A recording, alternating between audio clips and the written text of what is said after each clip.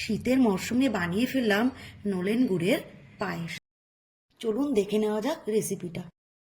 প্রথমে ফ্রাই প্যানটা গরম হলে ঘি দিলাম, তারপর কাজু কিশমিশগুলি ভেজে নিলাম। এরপর ভালোভাবে ভাজা হয়ে গেলে কাজু কিশমিশগুলি তুলে নিলাম।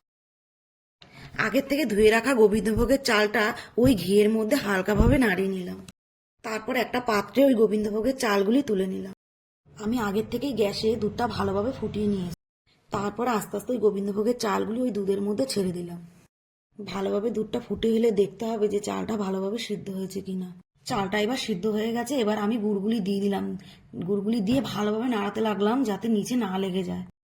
তারপর আমুল দুধ দিয়ে ভালোভাবে নাড়াচাড়া করতে লাগলাম। মনে রাখা দরকার পায়েসটা যাতে নিচে না লেগে যায়, তার জন্য ভালোভাবে নাড়াতে হবে। এবার পায়েসটা ভালোভাবে হয়ে আসলে তার মধ্যে ভাজা কিশমিশ ও কাজুগুলি তার উপর থেকে ছড়িয়ে দিলাম। তৈরি হয়ে গেল সুস্বাদু নলেন গুড়ের পায়েস। ভালো লাগলে একটা লাইক ও সাবস্ক্রাইব করুন।